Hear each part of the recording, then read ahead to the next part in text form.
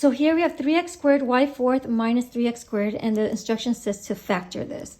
So first thing I'm going to do is to find out, is there a GCF? So I look at this and I see, okay, there's two terms, and I see that they both have a 3 and they both have an x squared. So the GCF is 3x squared. So I'm going to pull out the 3x squared, and I'm going to rewrite this as 3x squared, and there's going to be two blanks, blank minus blank, right? So I ask myself, 3x squared times what will give me the first term? Well, it's just missing a y to the fourth. And then 3x squared times what will give me the second term? Well, it's just itself, so therefore I just put a 1. So 3x squared times y to the fourth will give me the first term.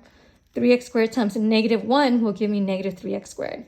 So here I am factoring this out to the GCF. And remember, we want to keep factoring to death, right? Factoring it completely. So I'm going to ask myself, well, can I factor this guy? Is this factorable? So is this factorable? So we want to check to see if we could factor this as well. So I notice that there's two terms. So if there are two terms, if you remember from the what do you call it? The factor man that I drew in class, and here it is, I have it on the computer. In the factor man, if there are two terms, you could check to see if you could factor it. If it's a square term, you use this formula. Oops, sorry.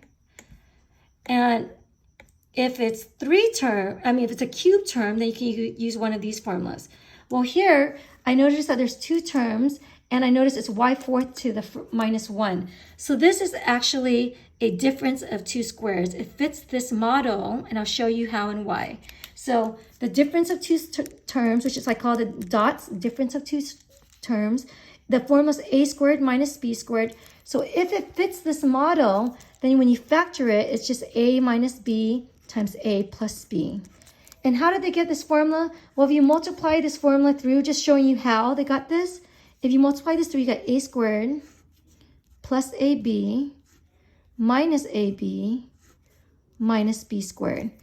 ab minus ab becomes 0, and you're back to a squared minus b squared. So as you can see, if you multiply this through, you get this. So a squared, anything in the form a squared minus b squared can be factored to become this. So therefore, I'm going to check, does this fit the a squared minus b squared model? If it does, then I can factor it to make it look like this. So in this problem here, I have y to the fourth minus 1. So when I have y to the fourth minus 1, I'm going to ask myself, is this an a squared minus b squared? And if it is, what is a and what is b? So I'm going to say, is this something squared minus something squared? Can I rewrite this in the form of this? Is this something squared minus something squared? And the answer is yes. Y to the fourth is actually y squared being squared, because you multiply the exponents, you get y to the fourth. So y squared is being squared, and then it's anything y squared minus blank squared. I forgot to write the 2 here. So here, it fits this model. Minus is something being squared. Here, is 1 being squared? Yeah, you could get 1 by saying 1 is being squared, right? So yes, this is a dots problem. Yes, it is a dots formula. And my dots formula is that this is my a, and this is my b. So if my a is y squared and my b is 1, I can rewrite this y to the fourth in this formula, which is a minus b times a plus b. And what is a? A is y squared minus b. What is b? Just 1.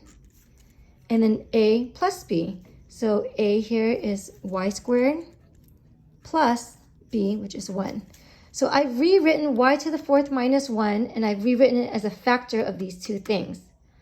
And then again, I ask myself, are these factorable? Can I factor more? Can I factor this again?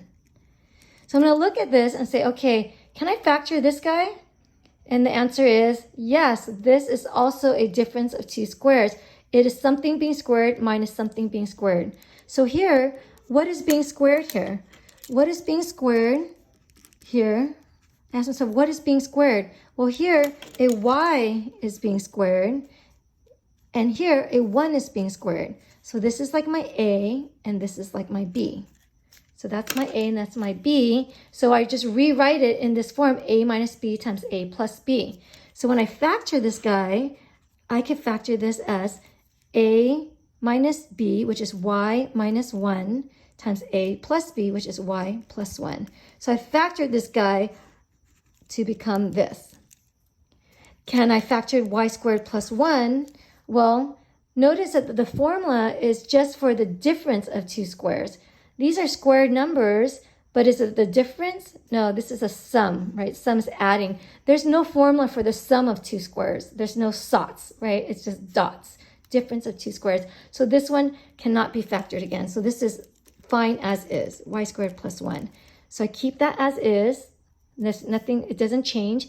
And don't forget that I had the GCF in the front. So therefore my final answer is going to be 3x squared in the front times y minus 1 times y plus 1 times y squared plus 1. I know that's a hard and tricky problem, but that is the final answer.